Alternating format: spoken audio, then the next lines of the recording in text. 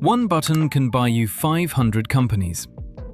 That sounds fake, like something a finance app would whisper right before asking for your passport and the world's least flattering selfie. But that is basically what an ETF can do.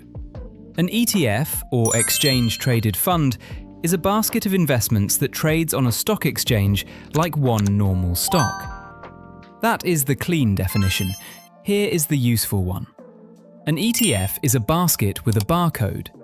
Inside the basket might be stocks, bonds, gold, real estate companies, tech companies, dividend companies, or some suspicious theme like future space robots and emotional blockchain infrastructure.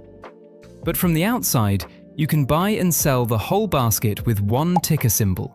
One click, one price, many things inside. That is why ETFs became so popular. They took something complicated, building a portfolio, and made it look simple. And simple is powerful. Also dangerous if you stop reading the label. Let's start with a normal stock. If you buy one share of Apple, you own a tiny piece of Apple. One company, one business, one set of products, managers, competitors, earnings calls, and people arguing online about whether the new phone is revolutionary or just slightly more rectangle. An ETF is different. If you buy an ETF that tracks the S&P 500, you are not buying one company. You are buying a fund that holds pieces of roughly 500 large American companies: Apple, Microsoft, Nvidia, Amazon, banks, healthcare companies, and boring companies that somehow run civilization. Instead of betting everything on one horse, you are buying a tiny slice of the whole race. Still risky, just less dependent on one horse waking up with a podcast idea. This is called diversification. Diversification means spreading your money across different investments so one disaster does not destroy the whole plan. If one company in an ETF has a terrible year, the others may soften the damage. Not always, but often. That is the first big appeal of ETFs. They make diversification easy. An ETF compresses a whole portfolio into one product. But here is where beginners get tricked. ETF does not mean safe. ETF means structure. It tells you how the investment is packaged, not whether the contents are sensible. A salad and a bucket of French fries can both come in a bowl. The bowl itself is not the health plan. Same with ETFs. Some ETFs are broad and boring. An S&P 500 ETF, a total world stock ETF, a bond market ETF. These are built to track large parts of the market. Other ETFs are narrow. AI ETFs, uranium ETFs, crypto-linked ETFs. Those might be interesting, they might even make money, but they are not automatically safer just because the letters E, T, and F are standing nearby. So what is an ETF doing under the hood? Usually, a fund company creates it. Think Vanguard, BlackRock iShares, State Street, Invesco, Fidelity, Amundi, Xtrackers, and many others. These companies build the basket, manage it, publish what is inside, and charge a fee for doing that job. They are not doing it because they love your retirement dreams and your little spreadsheet. The fund has a goal. Maybe track the S&P 500, maybe track global stocks, maybe track short-term government bonds, maybe track publicly disclosed trades of all Democratic members of Congress and their spouses.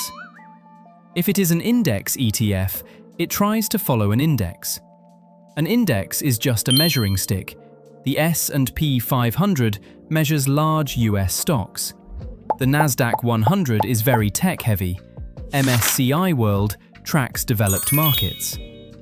The ETF is the thing you can buy. The index is the thing it is trying to copy.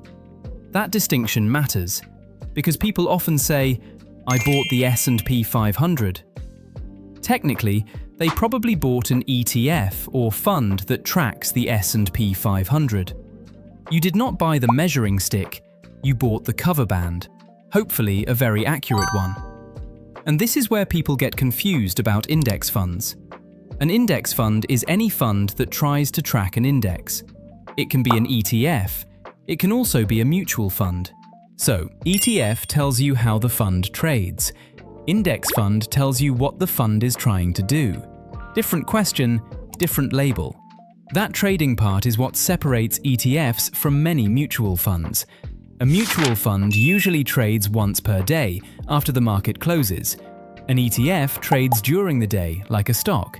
Useful, but also tempting. ETFs are often great for boring long-term investing, but because they trade like stocks, they invite people to behave like caffeinated squirrels. Costs matter too. Most ETFs charge an expense ratio, that is, the annual fee taken by the fund shown as a percentage. If the expense ratio is 0.10%, that is about $1 per year for every $1,000 invested. If it is 0.75%, that is $7.50 per $1,000 per year. Both numbers sound small, but tiny fees can matter over decades. Fees are termites, quiet, tiny, very committed. Also watch the spread, which is the gap between the buy price and the sell price. For big, popular ETFs, the spread is often tiny. For niche ETFs, it can be wider, so trading can quietly cost more than it looks. There is also tracking error, which means the ETF does not perfectly match the index it is supposed to follow. Usually this is small for big, plain vanilla ETFs. Still, check the machine. And please be careful with leveraged and inverse ETFs. These are not normal beginner toys. If a normal ETF is a bicycle, a leveraged ETF is a bicycle with fireworks taped to it. Maybe impressive, still not how you commute. So, before buying any ETF, ask 4 questions. First, what does it actually own? Not the name, the holdings. An ETF called Global Future Innovation Leaders might be 10 expensive tech stocks wearing a cape. Second, what does it track? If it follows an index, understand the index. Do bigger companies dominate, or does each company get similar weight? Same market, different recipe. Third, what does it cost? Look at the expense ratio, the spread, and any trading fees your broker charges. And also ask, who is offering it? Not because one famous provider makes every ETF good. It does not. But because you should know who built the basket, how large the fund is, how liquid it is, and what you are paying them for. Fourth, why does this belong in your plan? That is the adult question. Not, is this ETF popular?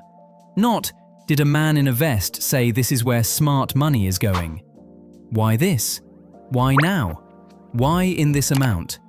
ETFs are one of the most useful inventions in modern investing because they make broad ownership simple. They let ordinary people access markets that used to be annoying, expensive, or complicated to build manually. That is genuinely good. But convenience can make people lazy, and investing punishes lazy disguised as simple. Simple is buying a broad, low-cost ETF because it matches your long-term plan. Lazy is buying a hot ETF because the chart looks like it found religion. Same button, different brain. So remember the image. An ETF is a basket with a barcode. The barcode makes it easy to buy. The basket decides what you actually own. So look inside the basket.